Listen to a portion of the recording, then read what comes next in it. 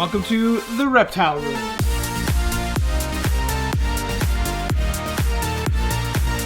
Now the first order of operations is actually going to be to feed our beautiful Fijian Banded iguana a little bit of hibiscus. So, let me just, you guys are holding it.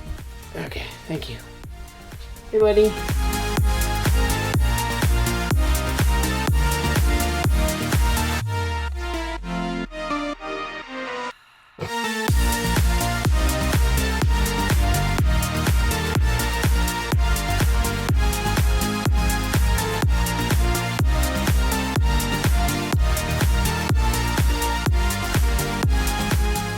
Hey, what's up guys, it's Mike with Alpha Reptile back with another video today, and I'm glad you have joined me for another Reptile Room tour. I know that it has been a couple months, I believe going on 2 months, that I haven't made a Reptile Room video. A lot of stuff has actually changed. Some of the animals that we had you guys never actually knew about, and I guess you never will now. There is still a ton of stuff that has changed and a couple big projects that are coming up. So I'm really excited to show you guys what's going on. Let's stop the babbling and let's go into this beautiful abode. I guess we can start off with this first rack here. This is the kind of centerpiece in the room when you walk in, and this is the Tytula Tower. This is the Fijian Banded iguana, our beautiful Tytula, and it actually won't be his home for all that much longer. I realize that sounds like we're selling him. We are not selling him. We are simply upgrading his tank to the giant one that is outside. It's currently filled with a bunch of stuff that will need to be moved, but I'm actually going to be working on his tank starting probably today. It's going to be a big undertaking, but right now he's just in a 36-18-24 Exoterra, and he's going to be moved into a 48 by 28 by 48,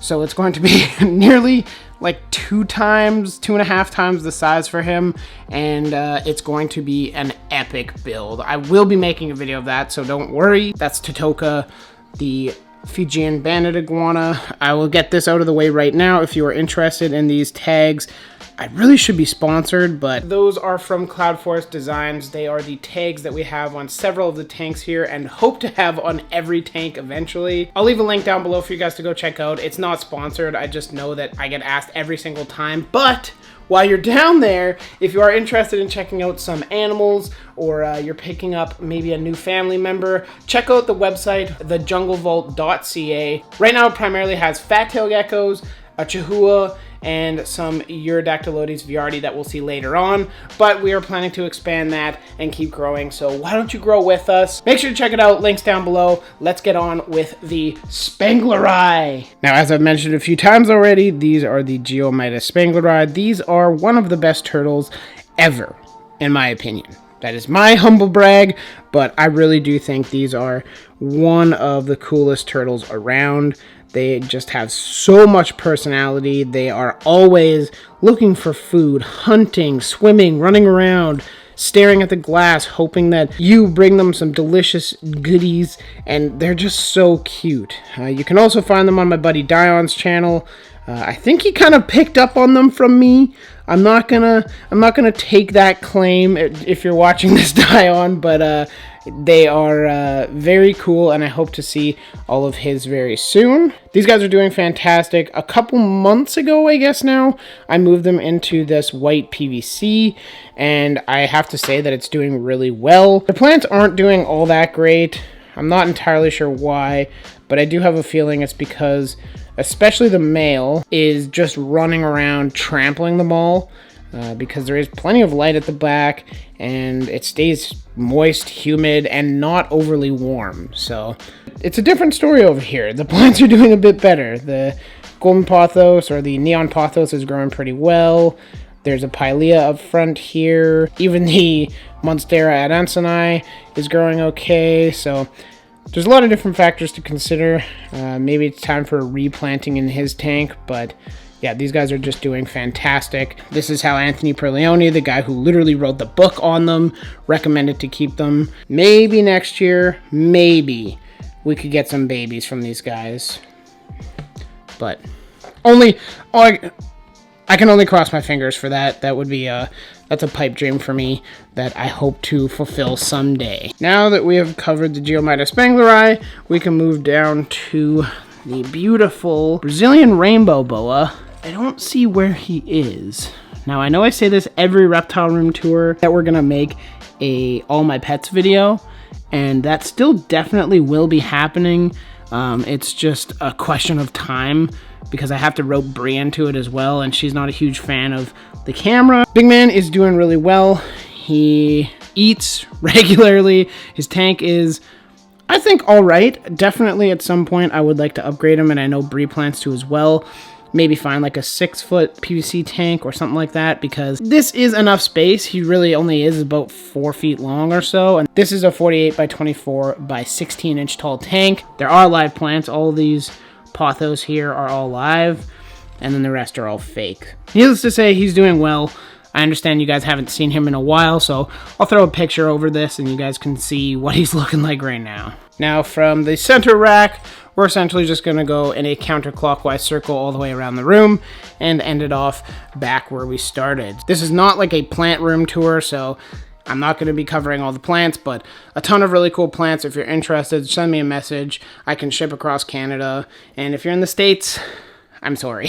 This tank was formerly home to the big-eyed tree frogs, Leptopeltis flavomaculatus. Thankfully, we found a great home at the expo for them. The guy actually watches my videos and commented saying, "Oh my gosh, I can't believe you're selling them. Please, can I buy them?" And I said, of course you can. He has them in the exact same size tank. I'm just letting this kind of run its course for probably a month. Just seeing what the plants do, how's everything looking, that kind of deal. Now, what I want to move into this tank and ultimately build their own tank, because I don't really love this tank, is the Cruziohyla craspedopus. One of the coolest frogs in the world. Absolutely stunning. They're in this bin. I get crap for it all the time from my friends, but they're doing well. They're living. And truth be told, I would be lying if I said I wasn't scared to move them into a new tank. These guys are super finicky and kind of weird, and I would be devastated if they happen to die for whatever reason in this tank. So that's why we're kind of apprehensive and not necessarily switching them over right away. We're letting this one run its course, and maybe I'll even have time to build a new tank for them. Up here, we have the 2 hatchling Chahoua geckos, and they're actually getting UVB from that.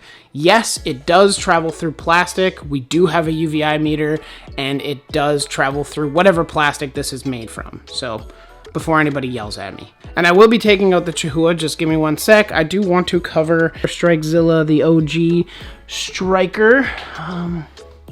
He's always hiding.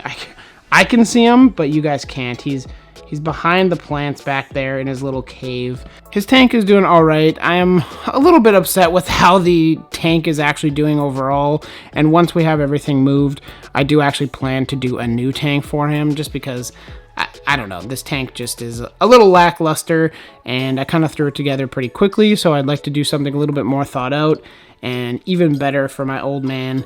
He's turning either 17 or 18 in December, so that's super exciting, and we love Striker. He's obviously not going to come out, though, so if you guys are wondering, he has basking bulb up there, and then that is a DP projector over there. So his tank is 26 long, 23 front to back, and 18 high. So a super strange tank, but it works. I'm happy with it. Now we can take these beautiful Chahoua babies and bring them over here so you guys can actually see them. So that is one of the baby Chahoua that we are keeping and holding back. I know it's hard to see. I'm really sorry. I'm trying to get more light on it, but there we go, it's focused. Yeah, he's hiding down into his cork bark, so I can't really show him all that well. You guys saw a brief clip of him, but I could show you this guy, maybe. So this little Chahoua right here is the actual first baby that we hatched. This one is actually already purchased and going to the States. It is growing like mad. We are providing UVB, as you guys heard, and yeah, I'm just really excited, because these guys are stunning. Like, considering the parents and where they came from versus how they actually look, we really lucked out. I don't know why these guys don't get more popularity. They are so much cooler than crested geckos, and I will die on that hill. Chahoua are back in place. If anybody's wondering, this is an Arcadia Shade Dweller UVB bulb. The achieved UVI essentially where they bask, so right on that cork bark there, is about 1.5. So it's not super strong. That's essentially where we want it, especially for a more nocturnal species. We don't want it super high, and we don't want to burn them. So there are areas they can get entirely out of the UV radiation, at the bottom of the bin, in the cork bark, as you saw it hiding, so they can determine whether they are exposed to it or not. Now over here, we have my plant corner. I'll save this for another video. There's some things that need to be made.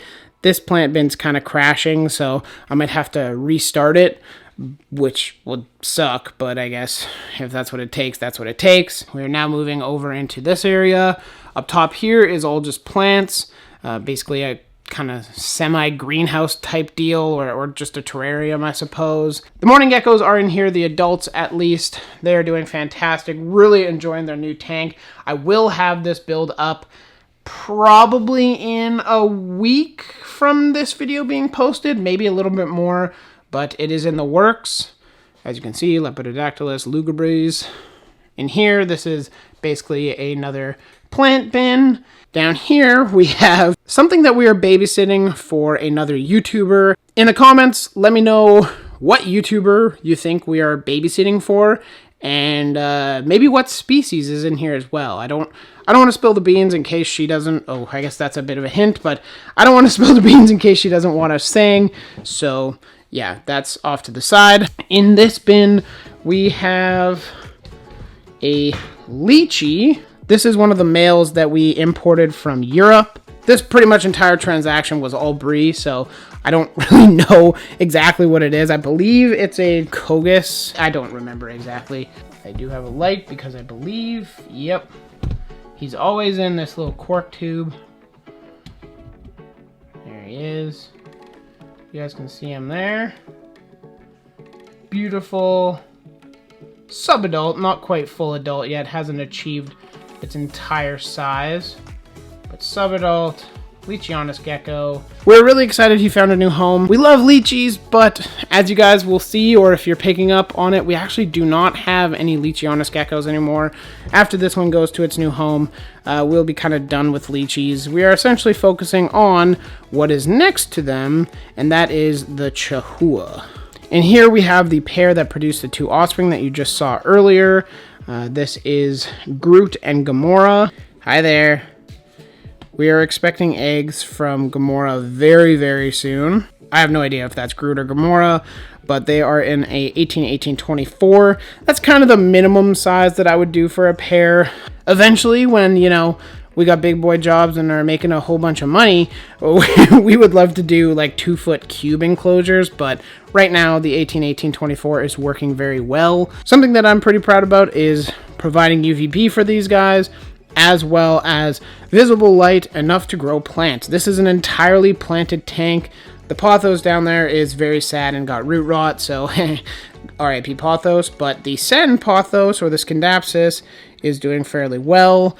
We just put in a big Sansevieria in the back. I believe they're actually reclassified as Dracaena now, but that's whatever. That's another talk for another time. And then up top here, we have the Paulownia repens that is getting a whole bunch of light and is super red, which is actually really cool. So I can't complain about that, but that's their tank. Now next to them, the Emerald Empire. This is the Emerald Dragon project that I have announced. I'll leave links up here for you guys, or whatever side it's on. You guys know where to look. The card section, you guys can go check that out.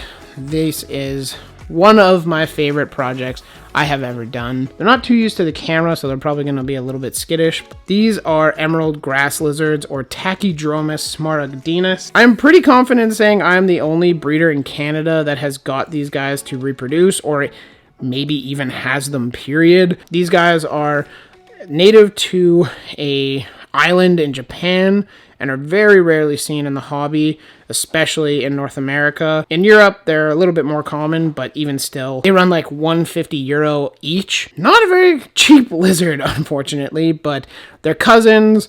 They're I guess, genus mates. The long-tailed grass lizards are a very commonly wild-caught pet that makes it into people's homes and unfortunately doesn't do very well. I might end up working with some long-tailed grass lizards or other species of the Tachydromus genus. I'm really hoping to, but we just got to get the room all set up and figured out before I add more of these kind of projects. The male is sexually dichromatic from the females. As you guys saw earlier, the females are entirely green, while, like I just said, the males have that brown flank down their sides. So their tank is awesome. I'm really happy with how it's turning out. It's still holding true and growing well, so no complaints from me. And I guess jumping around a little bit, I have been successful. These guys have been reproducing so well for me. I love them. I would literally keep every single one of these if I could. Unfortunately, I just do not have space in this reptile room for an entire army of these guys. So they will be for sale. I do have a wait list. If you are in Canada or the US, you can hit me up, preferably on Instagram or even on the website. You can send us an email or just a chat on the website itself, and I can reply there. We just need your information, and I can put you on the wait list. But this is their tank. I did do an update just recently about these guys. These guys just keep producing, and I keep finding eggs in their parents' vivs, and I am just in love with these little green buggers. Now that we are moving on from the Tachydromus that are all the way over there, we can talk about beautiful Mr. Reaper. This is a cat-eyed snake, boiga, mangrove snake, whatever the heck you want to call it. This is the Boiga dendrophylla melanota. I wish its personality was as beautiful as its appearance. In typical mangrove snake fashion, he's not necessarily the most friendly guy. If you catch him in the day like it is now, he's typically pretty good. I was handling him just before this clip, but if you catch him at nighttime, it's a whole different ball game, and he's out for blood. So he's still pretty small. He's currently living in a paludarium model. It's not set up like a paludarium, it's set up just like a standard viv. It's a 12 by 12 by 24 tall, and eventually he will be getting moved up to obviously a much bigger tank. He's doing fantastic. He's finally eating on his own. We went a full year assist feeding him, and then we went on like a hunger strike for about 2 months, and now he's finally eating. Frozen thawed, pinky eating, finally. And when he gets older, we are going to vary his diet to various kinds of quail and other birds, and maybe the odd frog here and there. Just super varied diet for him. Now, with that being said, we can move down to Hognose Alley. Bree's passion for Hognose is something very fierce. Callista here is a AAA. It is an Arctic albino anaconda, and she is growing like a tank. She's a shark. Oh, you are out. Here's back there. Hi. Yeah, she'll eat like anything. Like, she will literally chase me, eat my fingers, eat the substrate, eat her water dish, eat the glass, anything she will consume. But she is stunning. A beautiful snake. She is a very rare prairie land shark. Just something that you do not want to mess with, and she will come munching. See? She's just distracted. Get some water. There you go. Oh, she's actually gonna drink. Get it, girl. Nice. I'm okay with this. Her drive for hunger brought her to her water dish, so that's a good thing. But that is Callista. I don't think she's going to be bred next year, or this coming season, I guess, in like a couple months, but she will be bred the year after it. Now, moving on from the prairie land shark over to Rowan. This was Bree's original hognose. She is a red line anaconda hognose. She's also het for albino, so she is a beauty. Certainly a favorite of mine, and I know of Bree's. She's got a little bit of a hissy personality, but she'd never hurt a fly. She's always good, always easy to hang out with, but typically when you go in there, she'll be a little bit, yeah, like, I mean, that wasn't aggressive by any means, but just a little like, hey, stop poking me, and that's completely reasonable. The adult hognoses are living in 24 1812s from Exoterra. I honestly think that this is a great size. They got lots of enrichment, they have UVB, they have DP projectors, they have a humid hide. all in all, I think this is a pretty solid setup. And like I said, they're not big snakes. Like, I mean, you see, that's an Exoterra medium hide. She fits under there with plenty of space, so... Alright, I had to dig through his tank, but here he is. This is Lux, the Anaconda albino. Absolutely beautiful guy. We love him. He is the father to all of our babies. Hence the reason why all of our babies are het albino. And I believe next year he'll be getting the year off, as we have the Super Arctic male that will be coming into the mix. But that is Lux. He is great. If you guys are looking for babies from these guys, we have not updated the website recently. We are still getting some of them to try and eat. It's been a little bit of a learning process this year. We're trying a few new things, and the babies are all still good, so don't worry about that. But it's just we need to get them eating readily enough to feel comfortable to send them to new homes. And some of them are ready, so if you guys are interested, we do have some super condas and some albino super condas. But a lot of the normals, the albinos, that kind of stuff, haven't quite started eating. If you guys are interested in a hognose, definitely hit us up on Instagram, Twitter, email, message, whatever. Do the things. Now that we have finished Anaconda Alley, or I guess they're all anacondas, so that does work. But now that we're finished the Hognose Alley, I'm just giving you guys a bit of perspective as to where we're going. Now we are moving over to this back wall. We will start off here. This is the baby Mourning Gecko tank. This is just an 8x8x12 Exoterra. Several Mourning Geckos kind of plastered up on the ceiling back there. And this tank is actually looking pretty solid. I'm really happy with it. It is a freshly made tank. I just separated all the babies from the adults, and this is what I threw together. We have a big bromeliad in the middle. There's some Enjoy Pothos, or Pearls and Jade, I think it's also called. There's I believe it's a rhododendron. I'm not entirely sure. If anybody has an ID or might have some general idea of what it is, let me know. And then this guy over here as well. No clue what it is, but it sprouted up for some moss, and I'm growing it out to see what it turns into. That's the Mourning Geckos. If you guys are interested, again, they're not on the website, but you can send us a message. Now in here is a little bit of not a sad story, because he's actually doing fairly well, but this is a male Strophurus ciliaris that came to us from Europe, and it came in looking pretty rough.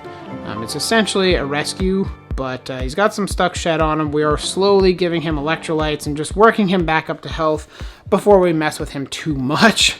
It's basically just a hands-off operation right now, with the occasional handling just to get some electrolytes in him. That is the Strophurus ciliaris. Fingers crossed for him in the comments. If you guys have a name for him, let us know. We do like eclectic names, not like Ted or something super basic like that.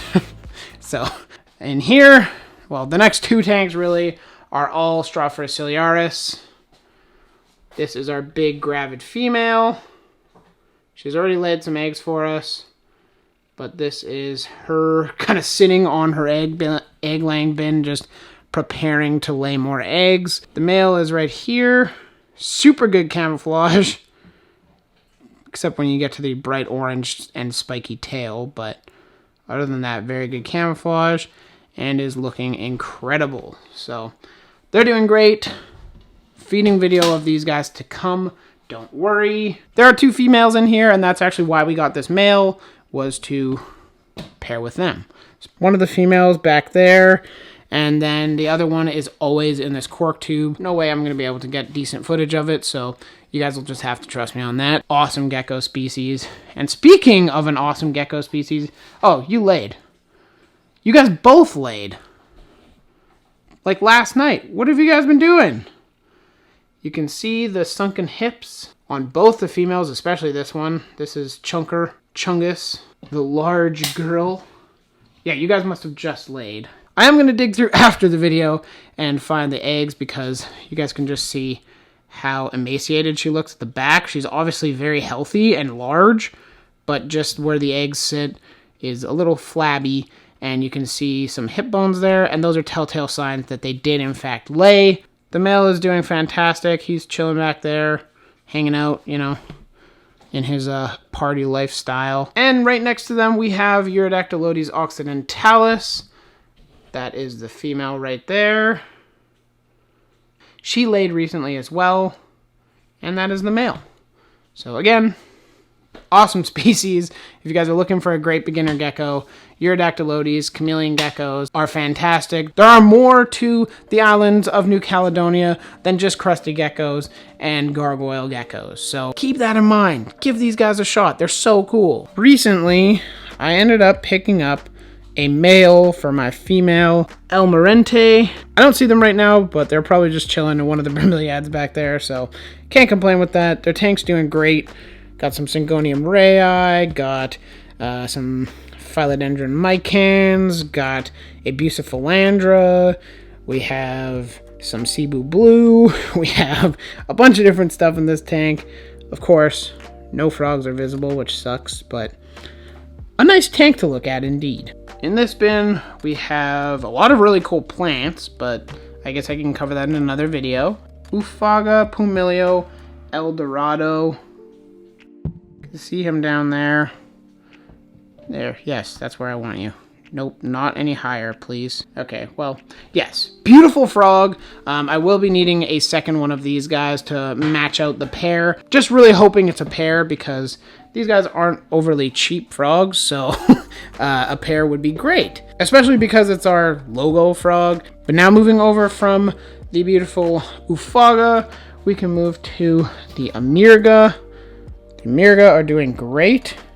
I cannot wait to get a tank set up for them, because this bin is just, it's doing its job, but I would really like for there to be more space for them and also visible because this is just a temporary bin for when we moved in, and when we get everything settled, we will be building them a nice big tank.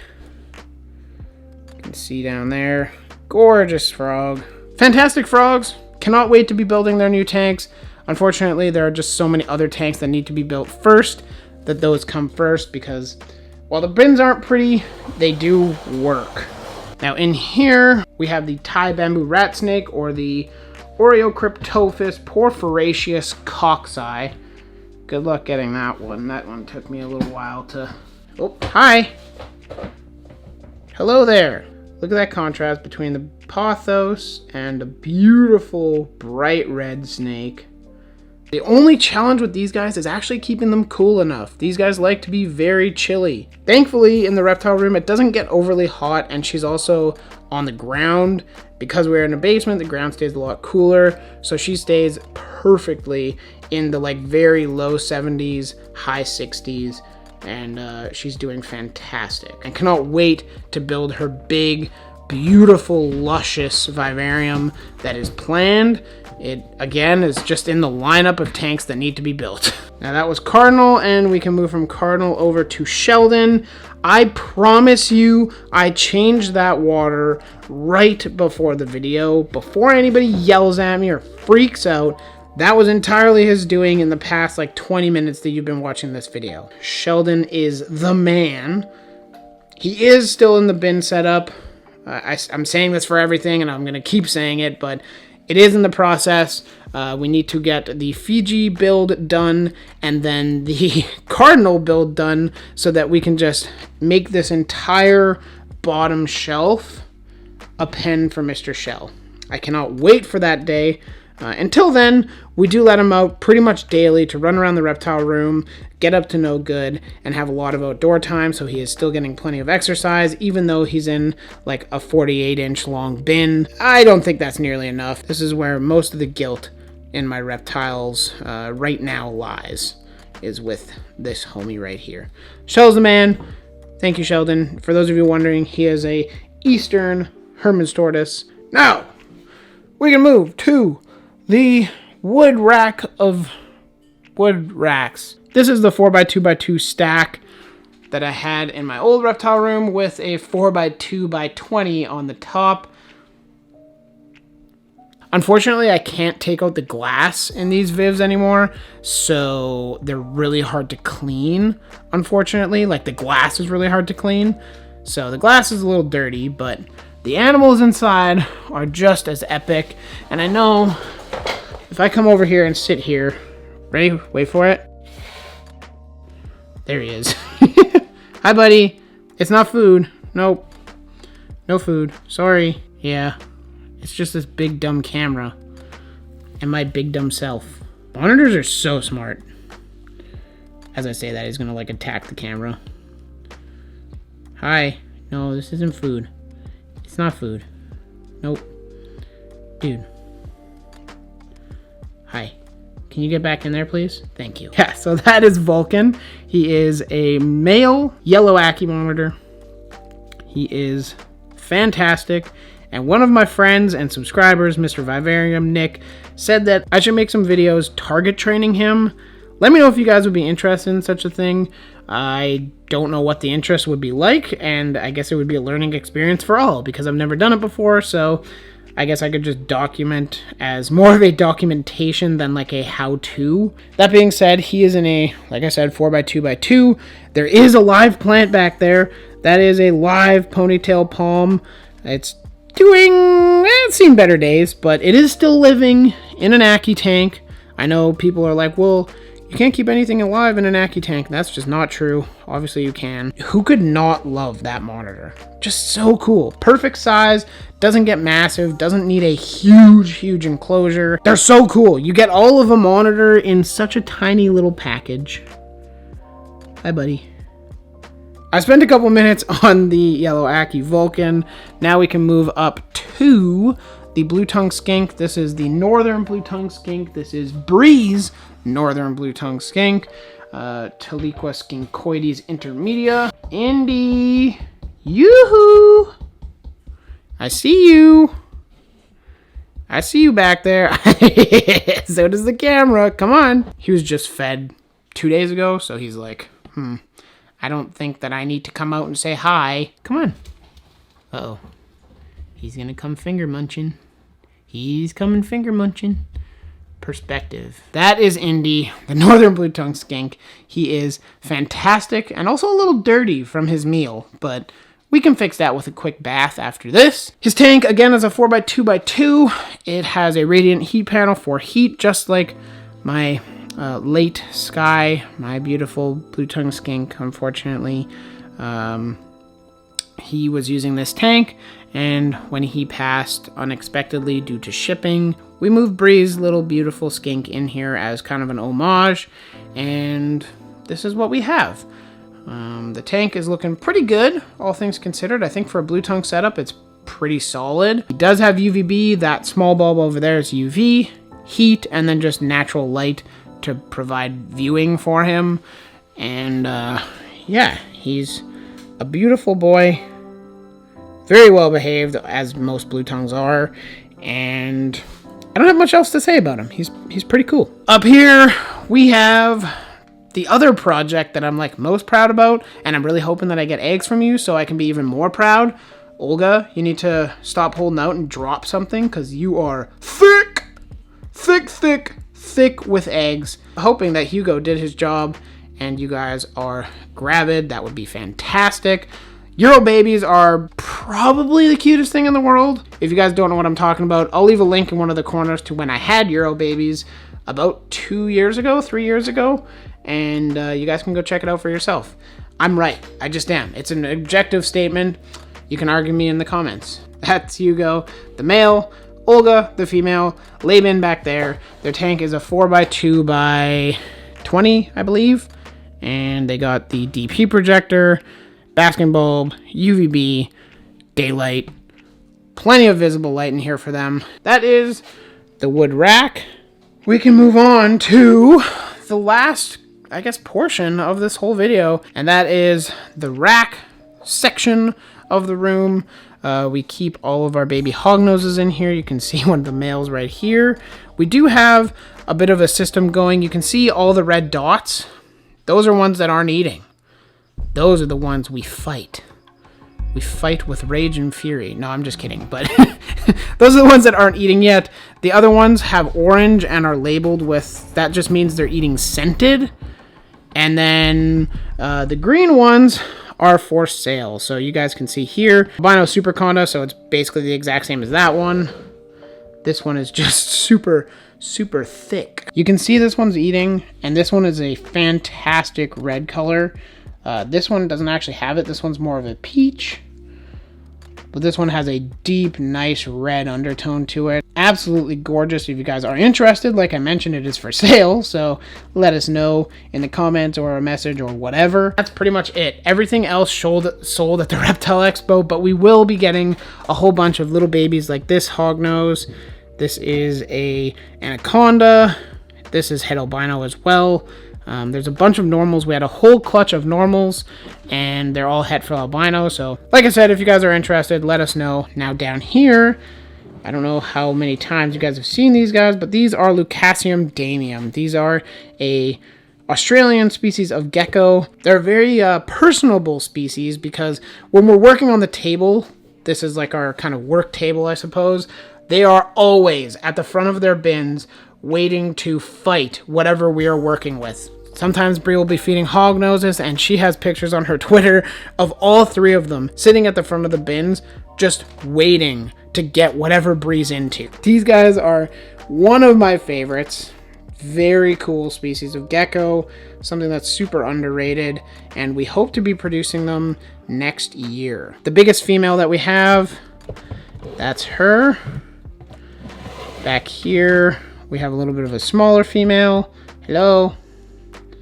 I see your nose. Come here. Oh, munch. This is a smaller female that is a lot more pastel than the other one.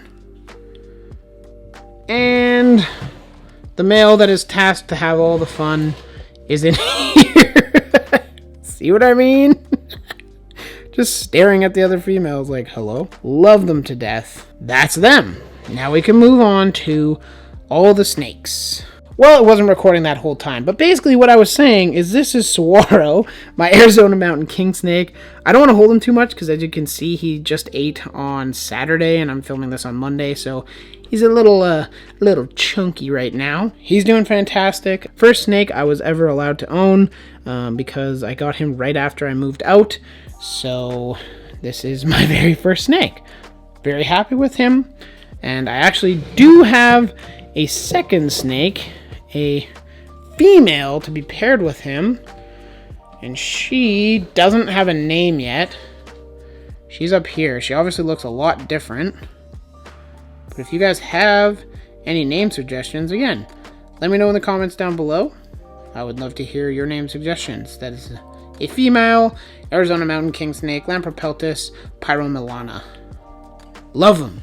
They're so cool. Over here we have Scoria. This is a gray banded kingsnake that you guys will see. Hopefully she's... Man! She's under the water dish. Aha! I see you! You are in a perfect circle and you're about to shed. You look gross, actually, to be honest. You look terrible, girly. I mean, you come out nice on camera, but I can tell you do not look that great. There, you go over there. I'll put your water back, and you can happily go back to your water if you want. But yes, this is Scoria. She's doing fantastic. Not really much else to say about her. This was a purchase that Brie made in order to kind of fit into some breeding plans. And this is just a normal, but it is a high red normal hognose snake. But the problem is she is super inbred. She looks like a pug, honestly. So you can see she's a lot more red than most normal hognoses.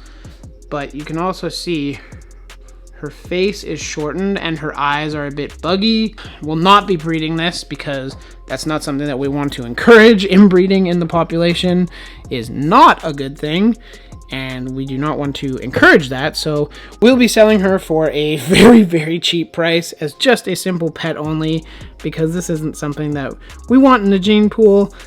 While she is gorgeous and would make a great pet, we got rused. We definitely got rused on that one, but you win some, you lose some. She doesn't have a name, but she is kind of stupid looking. Hi. Yeah, that was a good shot. You could really see it there. Down here, we have, oh man. Oh, she just shed. Nice. Hi, sweetie. You are probably looking fantastic as you rise from the ash. Oh, you're still in shed. Would you like some help, or are you going to be angry? There we go. You're welcome. In here, this little dirt nose is an Arctic lavender. I'm not going to spend too much time on her or the male. If you guys are interested in more information about them, you guys can check out the video in the cards up above. And I believe it's like one of the last two. It's the $7,000 unboxing. That is her, or part of her and the male you guys are about to see. And down here we have a Colbert. This is the male. He is a whole slew of different morphs. Truth be told, I do not remember his genetics. He is beautiful and doing very well. So, fantastic. He's not super thrilled with the camera being in his face, but yes, thank you. And that does it, you guys. That does the Reptile Room Tour for October. Spooky season is coming. I'm sweating. I'm hot. Carrying this heavy camera is so much work. Ugh. Don't at me. Anyways, I want to thank you guys all very much for watching. If you enjoyed the Reptile Room, make sure you click subscribe. Make sure you leave a comment down below letting me know what you'd like to see more of video-wise. If you want to see more live streams, we can do that. There's a lot of stuff that we can do. Make sure you let me know in the comments down below. Thank you guys all very much for watching. If you liked it, like I said, subscribe, like the video, comment if you have any questions, comments, concerns, anything like that. And if you want to check out the website, links down below, thejunglevault.ca. That would be definitely much appreciated. So yeah, I want to wrap it up here. I'm tired. I got to get editing. Let's go. See you in the next one. Bye.